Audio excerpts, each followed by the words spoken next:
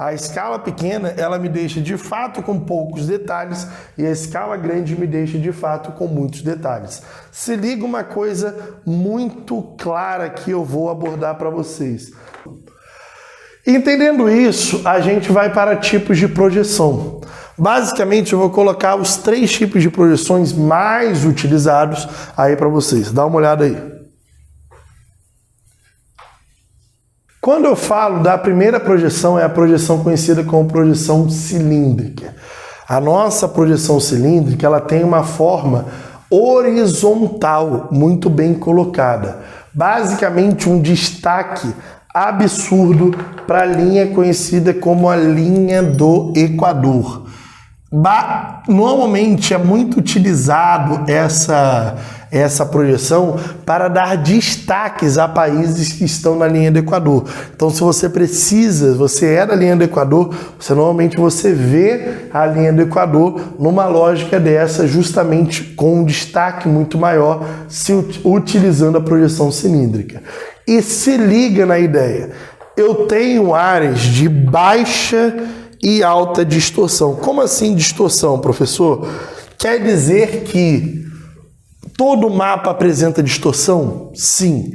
Porque você pegar algo que é um globo e transformar ele num planisfério é muito complicado. Você não consegue manter um mapa totalmente perfeito. Existem diversos mapas que tentam tirar o máximo das distorções. Por exemplo, a gente tem a descontínua. Dá uma olhada aí. Essa projeção descontínua, ela também tenta ao máximo retirar os defeitos, né? As distorções.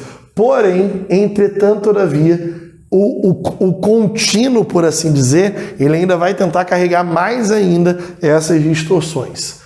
Essa daqui é a projeção cilíndrica. E ela apresenta poucas distorções aonde o papel encosta no globo.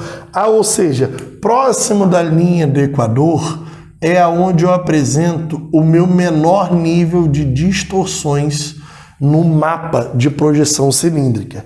Sempre distante da linha do Equador, ou seja, nas altas latitudes, é onde eu encontro os maiores níveis de distorções. Eu ainda vou conversar sobre as distorções ali na ponta, não se preocupe. Assim como também tem uma projeção conhecida como projeção cônica. Essa projeção cônica aqui é uma projeção onde, de fato, a Terra encosta no globo justamente em um ponto de um cone, onde é como se o formato é como se fosse uma fatia de pizza, com destaque, principalmente destacando países de latitudes médias. Por isso que normalmente quando a gente vê o mapa dos Estados Unidos, ele está meio assim. Dificilmente a gente vê o mapa dos Estados Unidos retinho. A gente normalmente ele vê meio curvo, porque é a projeção que mais vai favorecer os Estados Unidos, já que ele está, por exemplo, em uma latitude média. Normalmente ele vai apresentar menores distorções justamente aqui, ó, nessas latitudes médias. Agora, à medida que a gente distancia do ponto do toque do papel com o globo, aí sim apresentam os maiores níveis de distorção daquele mapa. Agora, ele tenta preservar ao máximo justamente aonde ele toca e as suas proximidades. A gente também tem a projeção azimutal de um formato circular e, normalmente, é para eu dar um destaque a um ponto só que eu fui colocando, por exemplo, como o mapa da ONU. Dá uma olhada aí. E nesse caso, onde não tem as distorções, bem próximas deste ponto aqui bonitinho. Agora, à medida em que a gente se distancia desses pontos, a gente tem as maiores distorções justamente nas bordas desse ponto, onde a gente conhece justamente aqui na periferia desse mapa. Ele dá privilégio principalmente a projeções polares, as regiões polares, onde fica muito difícil você encostar um papel e, de fato, ter o acesso a isso, você bota em um ponto e a partir daquele ponto você começa a analisar o seu entorno muito claramente. Claro que essas distorções elas vão gerar mapas diferenciados. Por exemplo, eu tenho uma forma de manter um padrão sem tanta distorção, sem nenhuma distorção, porém em outros dois casos eu vou gerar distorções. Por exemplo, eu posso ter um mapa conforme. Um mapa conforme é aquele mapa onde ele se utiliza da forma dos continentes. Essa forma ela não vai sofrer distorção nenhuma. Vou, por exemplo, citar o caso aqui do mapa de Mercator, que é uma projeção cilíndrica conforme. Ele, olha o mapa aí, ele basicamente manteve todas as formas dos continentes, porque ele estava trabalhando principalmente no período das grandes navegações. O pessoal não saía meio louco no meio do mar para tentar navegar, não. Normalmente seguia a linha da costa, então precisava de um mapa onde privilegiasse o formato dos continentes. Nesse caso, próximo à linha do Equador, tem os círculos muito bem colocados e perfeitos. À medida em que a gente se afasta da linha do Equador, aí a gente vê a distorção. Os círculos eles começam a mostrar uma variação latitudinal deste círculo. Então, justamente, os países mais distantes da linha do Equador começam a se mostrar maiores no sentido latitudinal. Então, ele expande justamente os países nesse sentido. Claro, alterando as áreas e as distâncias dos países, dos pontos dos países. Basicamente, por causa dessa projeção de Mercator, ela mantém as formas, mas ela vai distorcer as áreas e as distâncias.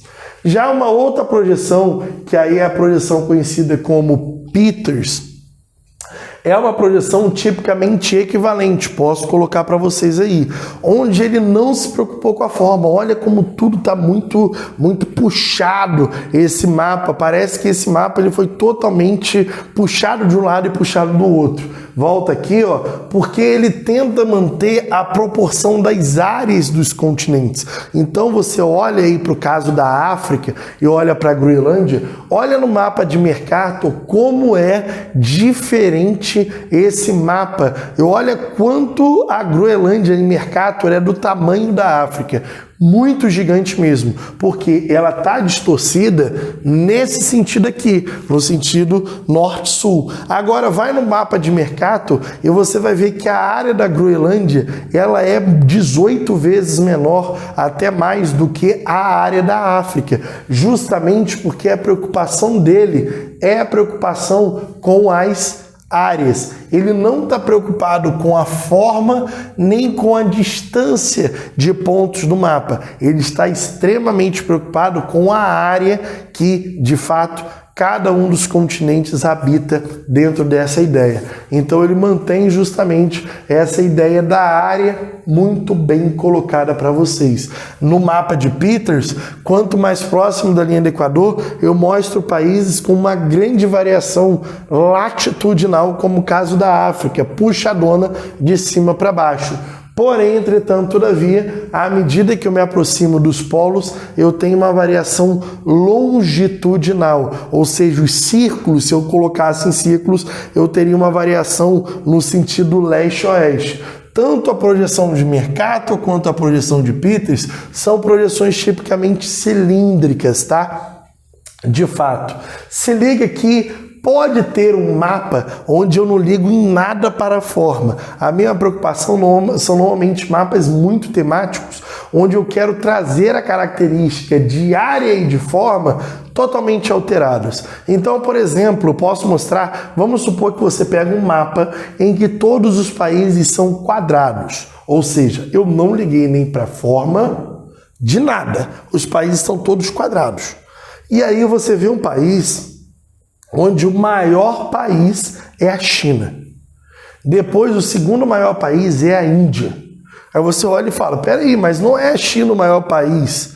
e você descobre que aquilo é um mapa com um tema e que o tamanho dos países, ou seja, a área dos países, não é um mapa equivalente, porque a área ela é alterada e a forma também, mas no sentido de trazer um eixo temático. Por exemplo, eu tenho o nome desse mapa, a chamada anamorfose, onde eu não me preocupo com a forma e com as áreas. Porém, as formas, elas normalmente carregam uma ideia temática e a área dos continentes é de acordo com o valor, que eu posso dizer, o valor mesmo bruto daquele mapa. Então, por que a China é o maior país e a Índia é o segundo maior? Porque eu provavelmente vou estar falando de um mapa de população. Então, mapa de população, a área da China vai ser a maior área de todos os países. A área da Índia vai ser a segunda maior área de todos os países, porque a área ela vai estar proposta, ela vai ser proporcional justamente ao que a gente compreende como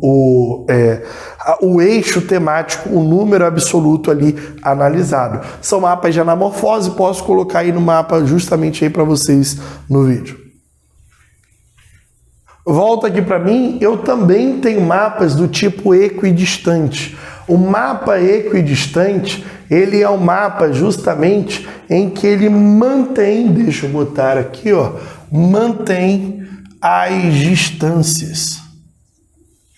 Ou seja, as distâncias basicamente são corretíssimas dentro da distância entre dois pontos. Já os ângulos das formas e as áreas são totalmente alteradas.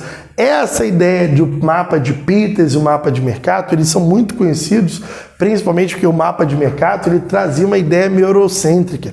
Colocava, por fato dele puxar os países mais ao norte e também mais ao sul, mas ao sul não tem tantos países assim, ele puxava os países, ele tornava os países do norte muito maiores do que o país do sul. Por isso a gente acaba colocando essa ideia como eurocêntrica. Já o de Gall Peters, né, começado por Gall, continuado por Peters, basicamente ele é conhecido como terceiro mundista, porque a maior parte dos países que mais tão grandes, e de fato são grandes em área, são os países do terceiro mundo, e isso foi muito comum assim no período onde foi lançado, durante o período da Guerra Fria, onde havia um processo geopolítico e principalmente ideológico muito forte no mundo, nessa ideia do resgate do terceiro mundo.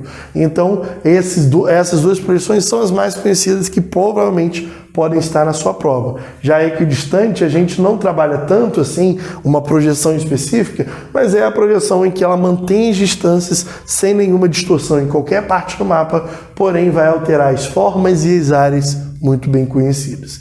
E também eu tenho uma outra projeção conhecida como afilática, parte da projeção também conhecida como descontínuo, que é o caso, por exemplo, da projeção de Robson. A projeção de Robson ela teria tudo para distorcer, mas só que ele faz com que as bordas sejam arredondadas e mais finas acima, fazendo com que os círculos não fiquem tão distorcidos assim. Ah, professor, mas a afilática ela é uma projeção conforme, equidistante ou equivalente? A resposta disso, ela não é nenhuma, porque ela distorce tudo. Ela não mantém, ela não preserva nem área, nem distância, nem forma. Porém, ela distorce os três, mas distorce com menor quantidade. Ela é menos abrupta. E é uma das mais utilizadas no colégio, posso colocar aí para vocês dar uma olhada. Volta aqui para mim, essa projeção de Robson, de fato, ela é uma das mais utilizadas, que ela tem o intuito, ela distorce tudo, porém distorce pouco. Você tem que entender que cada projeção, como a projeção cilíndrica, cônica, azimutal, ela vai carregar as suas distorções. Então eu posso ter uma projeção cilíndrica conforme, como o caso de Mercator, cilíndrica equivalente, como o caso de Peters, cilíndrica e equidistante, como parte dos mapas do Google Maps. Eu posso ter uma projeção cônica conforme, cônica equidistante, cônica equivalente. A projeção azimutal conforme, projeção azimutal equidistante, projeção azimutal equivalente, mas normalmente a gente vê mais colocados a projeção cilíndrica dentro dessas distorções. Então, normalmente a gente dá o nome de projeção, por exemplo, de Mercator, cilíndrica conforme, cilíndrica equivalente, cilíndrica equidistante, e a afilática, que ela também é uma projeção cilíndrica porém afilática, onde ela distorce tudo, porém distorce pouco. Agora a gente vai para o último tópico da aula, onde a gente vai falar sobre mapa topográfico, curvas de nível e GPS. Quando eu pego e represento a superfície terrestre, eu consigo desenhar tudo aquilo que está colocado em um planisfério muito certo no sentido 2D apenas. Mas como eu consigo transpassar também a altimetria? Conseguiram fazer isso através das curvas de nível. Eu peguei o caso aqui quase próximo do Pão de Açúcar e a ideia é dividir esse Pão de Açúcar como se eu fatiasse ele nas chamadas cotas de altitude. Essas cotas de altitude, aqui eu coloquei variando de 50 em 50 metros. 50, 100, 150, 200, 250. Basicamente, essas cotas de altitude são cotas onde elas estão muito bem colocadas, muito bem definidas, e todas essas cotas, por exemplo, de 50, ela vai representar um círculo dentro do meu mapa topográfico. Então eu posso colocar um mapa topográfico para vocês aí. Dá uma olhada. Ela é uma representação da topografia em altitude. Essas linhas podem, aliás, ter linhas, mapas de linhas que representem outras coisas, como temperaturas. Aí eu tenho termolinhas, como pressão, isóbaras, as isolinhas, ou seja, eu posso ter um mapa de linhas que nem obrigatoriamente vai ser um mapa topográfico não, tá? Por exemplo, se eu analisar temperaturas de um mapa de ilhas de calor, eu vou justamente também verificar em linhas as linhas mais quentes, as linhas mais frias. Mas quer dizer que todas essas linhas aqui, se ela está junta e unificada, ela vai ter a mesma medida. E uma linha, ela nunca vai se cruzar a outra. Então eu tenho um círculo de uma linha e esse círculo ela vai ter uma medida. Então, por exemplo, eu tenho a minha primeira passada aqui. Essa minha primeira passada, que é essa linha maior, ela vai ter a medida de 50 metros de altitude. A outra, mais para o interior, onde passou nesse trecho eu coloquei aqui, vai ter medida de 100 metros de altitude, essa daqui, ó. E assim vai até o meu topo. Basicamente, essas linhas, elas vão ter alguns comportamentos que vocês têm que entender. Primeira coisa, sempre você tem que identificar o número das linhas. Sempre o número das linhas mostra aonde está a parte mais baixa com o número mais baixo e aonde está a parte mais alta com o número mais alto. Sempre vai ser colocado aqui, da 280 até 240. Principalmente sempre será da maior para a menor. Sempre o correr de um rio será da maior para menor. Sempre o desenvolvimento será dessa forma. Então, por exemplo, normalmente um rio, uma declividade, normalmente ela vai seguir nesse sentido aqui, da maior para menor. E sempre verifique a distância das linhas. O que isso quer dizer? Vamos supor que aqui eu coloque, aqui as linhas têm quase as mesmas distâncias, mas vamos supor que eu coloque uma outra linha aqui, depois uma outra linha aqui, depois uma outra linha aqui, cada uma com as suas cotas. Aqui a gente vê que está variando de 20 em 20 metros. Então aqui vai ser 300, aqui do outro lado vai ser 320 e aqui do outro lado vai ser 340. Sempre que as linhas estiverem mais próximas uma das outras, quer dizer que aquele local tem uma declividade muito alta. Olha o espacinho para sair do 340 e ir para o 300. Quer dizer que eu tenho uma queda aqui de 40 metros muito forte, uma declividade muito alta. Mas à medida que a distância ela aumenta das linhas, quer dizer que eu apresento uma declividade muito baixa. Então, se as linhas estão distantes, quer dizer que o meu terreno é pouco inclinado. Se a linha está muito próxima, quer dizer que o meu terreno ele é muito inclinado. Isso verifique claramente. Por exemplo, esse rio aqui, sabendo que eu estou saindo das cotas de 350, 340 para cá e estou vindo para 240, eu entendo que o meu rio ele está correndo neste sentido aqui, ó. neste sentido. Se eu sei que o norte está para cima, quer dizer que meu rio, o jusante do meu rio, ele está correndo justamente para o leste. Então, eu tenho que verificar da cota pelo número para a cota onde ele vai, para entender para onde está o comportamento do rio dentro dessa ideia. E para terminar a aula, a gente vai falar justamente sobre o GPS. O GPS, sempre que a gente analisa a ideia de sensoriamento remoto. É você jogar um satélite no ar e esse satélite ele vai sempre enviar raios, eixos de informação que vai bater frequências específicas. Vamos supor que vem um eixo, por exemplo, aquela visão termal, a de infravermelho, normalmente é utilizado em jogos e no real também, é para você ver pessoas no escuro e pessoas que estão camufladas.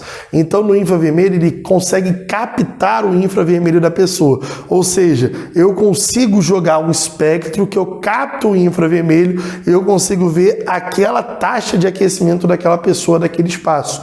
Isso também pode servir para eu verificar o aumento da ilha de calor dentro de um espaço. Ou seja, para verificar uma atividade sísmica dentro de um vulcão. Ou seja, eu consigo olhar de satélite e através de satélite eu carregar informações gerando imagens. Isso daí só é possível através do chamado sensoriamento remoto. Com isso eu consigo ver o que era árvore e se tornou pasto. Porque a árvore, eu enviando o espectro, ela tem 1 grau, uma frequência de retorno, e a grama tem outro. Com isso eu consigo controlar os desmatamentos. Se eu vejo o aumento de calor em uma grande área, eu consigo verificar as queimadas. Ou seja, é através principalmente do GPS, do sensoriamento remoto, principalmente o GPS, ele serve para localização de posicionamento global, principalmente a partir da triangulação de satélite. Triangulação de satélite, que sempre vai ser em torno de 3 satélites. A partir dos 3 satélites colocados, eu consigo me localizar dentro da superfície terrestre. E também esses mesmos satélites podem gerar imagens sobre o comportamento da nossa superfície terrestre, em termos de queimadas, em termos de avanço a terras indígenas. Então, a questão do sensoriamento remoto GPS, ou seja, a ideia dos satélites, das novas informações, é justamente a partir do espaço sideral, eu consegui ter uma visão ampla da ocupação do espaço brasileiro e da ocupação do espaço mundial através de imagens de satélite, através de espectros que são enviados a frequências específicas, e com isso eu consigo verificar queimadas, avanço em terras indígenas, desmatamentos, entre outras coisas. Nossa, que aula grande, gigante, mas muita coisa a ser comentada e muita coisa maneira a gente falou. Galera, espero que vocês tenham entendido a aula de hoje, tenham entendido tudo que eu coloquei. Não se preocupe, que a gente fez questões, você vai trabalhar também questões na sua casa e a gente vai estar junto. Galera, beijos, abraços, nos vemos e até mais. Valeu, tchau, tchau.